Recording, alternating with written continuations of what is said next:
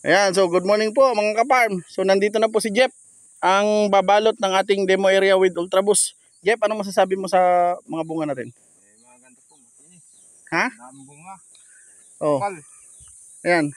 Evaluate mo kasi si Jeff po kasi itong season po kasi na to, si Jeff po ang bumalot lahat ng area ko hanggang Bicol, yan, hanggang Cavite at kahit po dito po sa Mindoro.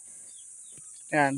So Jeff, ipaliwanag mo kasi sinasabi ko sa kanila na normal lang yung nagbabawas ang mangga dahil hindi naman lahat yan magtutuloy at sayang yung pambalot. So ipaliwanag mo sa kanila yung pagbabawas ng mangga base sa karanasan mo sa pagbabalot. Ganito po Tingin ka dito. Anong masasabi mo tungkol sa pagbabawas ng mangga pag yung binabalot? ganyan lang po ng bunga, magbabawas talaga po yan. Hindi basta-bastang pinapalot nila po post-balot lang. Hindi pwede yun. Kailangan yung hindi na dapat balutin ay magbalutan para hindi magbayad, hindi na madagdag ang gastos ng may-ari. Yan. Kasi yung normal process ng puno talaga nagbabawas yan. Kasi hindi naman lahat yan magtutuloy eh. Yan o. Yan. Kasi sayang yung pambalot. Sayang ang labor. Kasi ito pa rin Dennis, kung hindi magbabawas yan, kawawa yung puno na yan. Tinan mo, nakatumba na nga. Oh. Nakadapa na nga yung puno. Kaya normal lang kasi sa dami ng nabuo pare. Ito ha. Sa dami ng nabuong bunga, kaya inaano ng puno na magbawas siya. Wala pa rin ginaibahan yan sa, alam mo pare yung nanganak na baboy na maraming biik tapos kulang sa gatas. Di ba namamatay ang mga anak? Yun, parang ganun din. Para rin sa tao din. Di ba dalawa lang naman ang didinang na babae.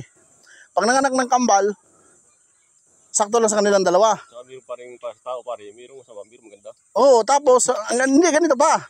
Pag sinaluhan ng tatay, inakapos ng gatas yung anak. Tama pare. Ayan. Oh, ayan po si Paring Dennis. Yun! Gets mo na pre, tinan mo, ang ginagawa ni Jeff. Yun. Pero hindi man yun malakas na konting lang yun. Kasi pare, kung hindi mo yung gagawin, ibabalot mo yung kinabukasan, yung iba nasa baba. Yan. O Jeff, balik ka Jeff. Ito, interviewin kita dito. Balik ka. Dito. Yan. Oh, anong observation mo? Oh. Di ba nagbalot tayo doon sa Cavite natin? Yung gamit natin ay Magic Foliar. Anong observation mo? Comparison mo? Halos parehas kaya lang yung sukat ng bunga, anong masasabi mo Jeff? Yung kumpara doon sa binalot natin na demo natin sa Cavite. Oh.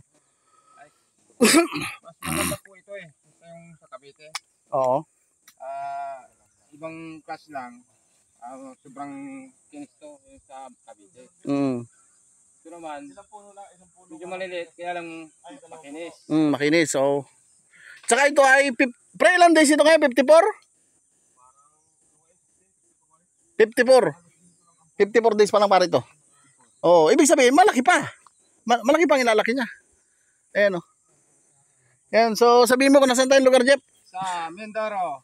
Barangay Malyangkog. Malyangkog, Mindoro. Oriental. Oriental. Ayun. Magkaiba yung Oriental at Occidental ha. Batiin mo si Boss Hino Rason, yung taga-opisina ng Ultraboost, batiin mo. Boss Hino. Boss, good morning. Yan. Nandito po kami kay Kapam TV. Yan, demo area ng Ultraboost. Area ng Ultraboost. Ultraboost po. Yan. Ultraboost pare ha. Agri GoPro. Boss, sila po yung aking mga bumabalot. Official balotero ko yan sa akin po mga demo. Yan.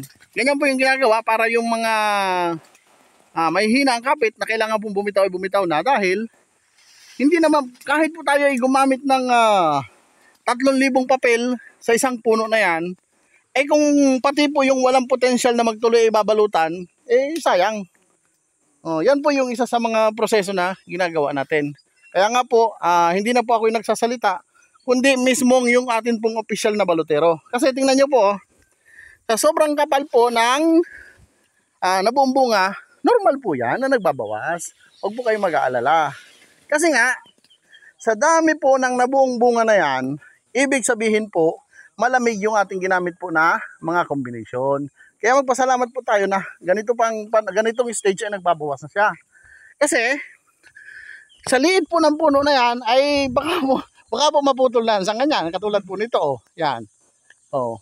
Kaya hayaan po natin yung normal process ng puno dahil yan naman po ay may sarili pong paraan ng kanya pong pagbabawas. Ayan.